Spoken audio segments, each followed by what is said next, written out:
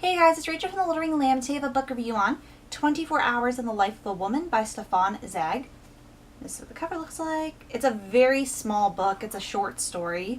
Basically, if I'm looking down or over, I'm looking at my notebook where I have all the scores. This will be a spoiler-free review. It should be short because this is a short book and I don't want to, spoil. And then also, I rate my books in 5 different categories: plot, characters, cover, suspense, and overall in terms of reading very soon, 5 out of 5, not so soon, 1 out of 5. So basically, this book is about Mrs. C, and she is I'm just looking at the back because I don't want to spoil this. She is recently bereaved and searching for excitement and meaning in her life, and she's unable to resist the bright lights of Las Vegas. Not Las Vegas, Monte Carlo. Don't know where Las Vegas came. Well, bright lights. And the passion of a desperate stranger, she discovers a new purpose in life, but at what cost?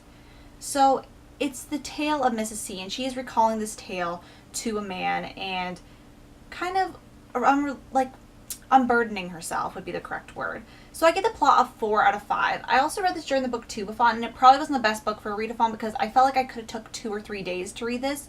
Not because of how long it is, I could read this definitely in one sitting, but because of how dense and beautifully written this book is and how much meaning there is in this book. It's not one that you want to necessarily rush. And there's a whole section in this book talking about hands. And I've never thought about what somebody's hands look like when they gamble and how that is a tell. And that just might be me because I'm not a gambler, but it was very interesting. It was like a breakdown of it and how your hands and how they move when you're not noticing how they're moving tells a lot about you in the inside. The story just went really well. It taught me some lessons. I have nothing but good words for this. The only reason I gave it a 4 out of 5 is because there was a few parts that were a bit slow, which I couldn't get past, but it was so good, and I really want to read more of characters. I give a 5 out of 5. The characters in the book were so three-dimensional for being such a short novel. I wasn't expecting great character development. Not that it couldn't be good, but I have a lot of short stories with me. Personally, I can't get into the characters, and I feel like there's not enough space sometimes for them to flourish. Nothing on the writers, is probably just me in general, because I just like more time to delve into a character because I feel like I can know them better. That just might be my personal feelings, but I felt like I knew these characters really well just from how the writing was, because it was more meticulous and deep. The story wasn't some giant sweeping saga. It was a simple story with lots of detail. Well, not a simple story, that feels really like I'm talking negatively about the book, but it was kind of like they had a simple story structure, and he went with that and added all this enriched it. That was the wrong terminology. And he enriched it with all these details. So anyway, characters, 5 out of 5. Really enjoyed them. Cover, I give a 3.5 out of 5. It's not my favorite cover, but I do like it in a sense. This purple is a very interesting purple for me. It's not my favorite purple. It's actually one of my least favorite shades of purple. I don't even know how to describe it, because all I describe it is 2004 purple. And how am I supposed to describe that?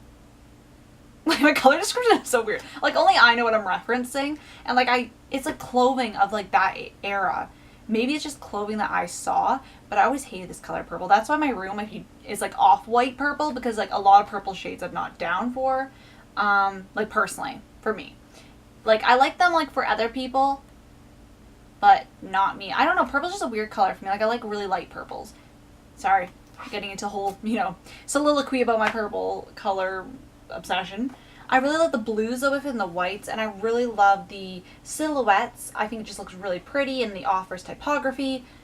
Really enjoyed it. And there's a lot of editions of his books that look exactly like this edition, and they're all very pretty, and I feel like they'd all look prettier together, but on its own, this I think it's just the color palette that I'm not too in love with. And the spine took away the pretty font of the cover. Oh, you can't even see that. I hope you can see that. It's very small. So suspense, I give a 5 out of 5 because obviously I wanted to know what was going to happen and what was so intriguing. I want to know the message. And overall, I give it a 5 out of 5. I definitely reread this. Not only is it not much effort to get through this because it is a smaller book, but because I really enjoyed this author's works, and I really am looking forward to reading more in the future, because because I basically got into this author. The reason I found him, because I hadn't actually heard of him before, is because of the Grand Budapest Hotel. Wes Anderson used some of his books as inspiration. So yeah, that's how I found it. I found this author, and I'm really glad that I watched that movie, because obviously I love that movie.